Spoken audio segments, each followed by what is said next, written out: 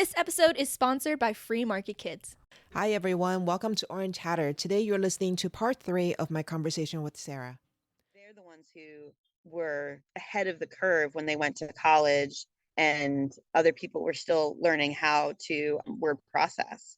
Other people were still learning how to save and send documents. My husband was lucky; he was one of the first kids to have a computer, so he was more comfortable with that. So yeah, so I'm excited about it too for my kids, and like bringing even just the terminology. And there have been new awesome tools to educate younger generations about Bitcoin. We're excited to play the game that you and your husband have created with them. We're a board game family, and it's really cool to have tools like that, tools like the Tuttle Twins cartoon, to introduce to kids the function and the background and the building blocks of Bitcoin. So thank you guys for having that passion too and acting on it. That's going to be a really important tool for our younger generations. Yeah, I totally agree with you. There are so many resources out there.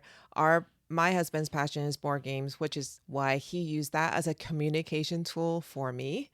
But, like you said, there are apps coming online all the time. I've spoken to so many women who are passionate about sharing Bitcoin through user-friendly platforms, apps and YouTube videos and things like that. So, but I definitely relate to you about the level of engagement you want to be having in the Bitcoin space technology wise. So, an example I have is I use Apple products because they're user friendly, right? That's why Apple's designed their computers that way for non-technical people like me.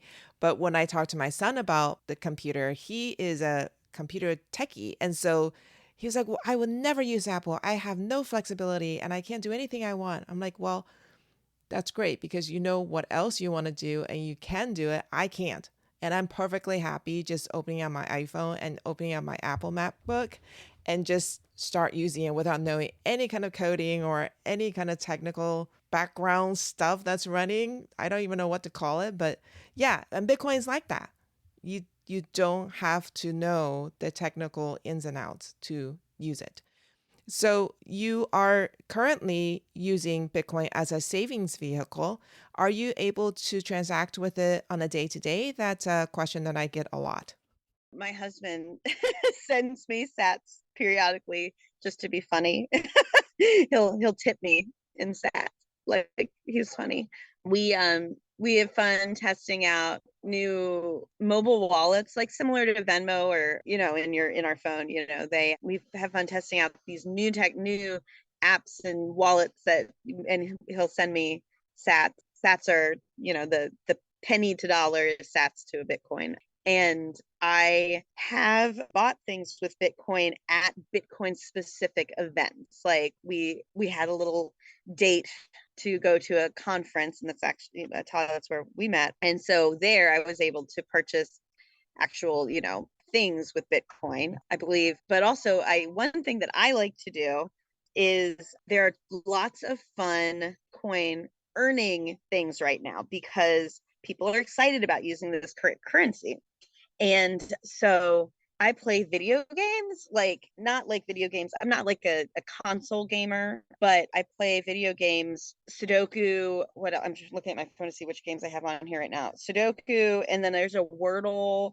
I mean, I was playing these before, but then my husband showed me a couple of apps that you earn Bitcoin, you earn little Satoshis, fractions of a penny by playing games I was already playing. Like I'll admit, like sometimes I sneak away from my kids for 10 minutes and I do a Sudoku, and I will and then Wordle, you play these games, and there's like a company, they're based in New York, where they're making games that actually pay in Bitcoin. So obviously there's ads, like their ads, that's how they get paid, but they pass on the savings in these micropayments of pennies to the people like me I'm already going to do a crossword today, or I'm already going to do a Sudoku or whatever. So I have fun, they call the phrase stacking my sats or whatever by playing these fun little games on my iPhone. So I just earn sats with games, and then I transfer them to my wallet on my phone, and then do that.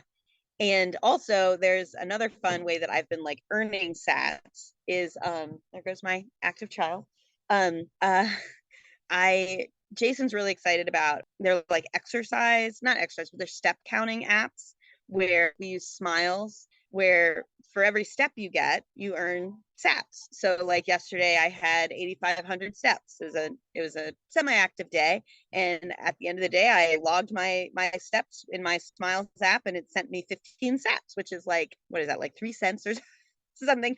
But it's fun, it's rewarding, and 3 cents is more than no sense. And so I find myself motivated to, I mean, they say that, if you have a reward, then you're more likely to do something. So I do actually think through my steps, because I'm like, oh, I want to get more stats. I don't want to just get 10 stats. I want to get 12 or whatever. So I get little micro Bitcoin every day by doing things I'm already doing, which is fun. And then, and we did an experiment. We're new in this. We're not around a lot of people that use Bitcoin yet. We're hoping to change that. We're hoping to introduce people. Like we talk, our family is more and more intrigued by Bitcoin. But like we accepted Bitcoin when we held a garage sale, and we had one person who paid in Bitcoin. And it was really easy. It was similar as just like a Venmo, using these mobile wallets. And Jason gave like, he was like, I will give a huge discount to anybody who pays in Bitcoin. I mean, garage sale prices already. But yeah, so we're just trying to be creative with different opportunities to use it and having fun with it. Like I said, yeah, we keep joking about paying our kids allowance in Bitcoin. We haven't done that yet, because I'm not, frankly, because they're not really good at doing their chores yet. We're still working on the first step of earning their allowance, and then we'll get into how we're going to pay your allowance.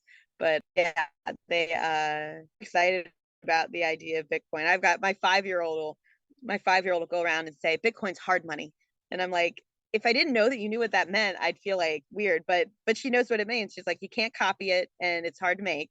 And yeah, so she's excited to get paid in Bitcoin eventually. But yeah, we'll see. I'd love to see more merchants accepting it, because I feel like it really is going to be the future. My husband and I, we're convinced this is going to be the future, and I'm excited to be a part of it, even if, right now it's mostly a savings, like you said, mostly a savings tool, a store of value. But, maybe in the future, my like 12 sats I earned for walking will be worth more as the value goes up, and I'll be really glad that I downloaded that app and, paid in Bitcoin for the steps I took each day. I'm gonna need to get a list of the apps that you're using because they sound like so much fun. Yeah, I mean, and the thing is, it's stuff I was already doing. Like I literally deleted one Sudoku app, and then I downloaded the one that's associated with earning sats. Like, and Jason has a lot more. He's got a whole like block on his phone of like, games that earn Bitcoin. But yeah, I have a lot of fun with it. I'm going to actually transition inside because my computer is dying quicker than I expected. We're getting like a tour of my house. I love that piano behind you. Oh yeah, that's a pump organ. So Jason's a reed organ. Beautiful. So it's got the pumps and the pulls, so like it changes the sound. Jason's grandpa collected antiques and things like that. So we have like 8 different varieties of phonographs. And then my mom had that in her house, and so we inherited it. But it's actually funny. When people come and visit our house, and my husband lives in contradictions. So we're super excited about financial technology. We're super excited about these new, I don't know, like almost like Star Trek-y like tools. But at the same time, living in supposed harmony, our house is full of analog phonographs and music boxes if you go before phonographs, and pump organs, and our children listen to LPs. Like we taught them how to use. I think we have a record or a phonograph player in every room of the house, basically. So it's like we're kind of like a weird meld of old technology that some people would say is just, too bulky, too, whatever, and new technology.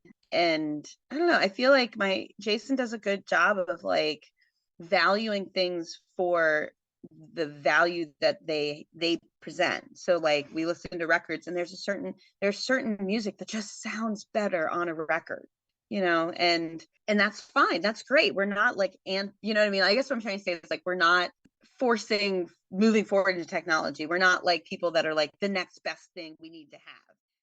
Thanks for joining us today and learning with us today. If the discussion with our guest resonated with you and you would like to dive deeper into the world of Bitcoin, don't miss out on joining the Orange Hatter Women's Reading Club. The meetup link is in the show notes. Also, if there are women in your life whom you think would both enjoy and benefit from learning more about Bitcoin, please share Orange Hatter with them. Until next time, bye!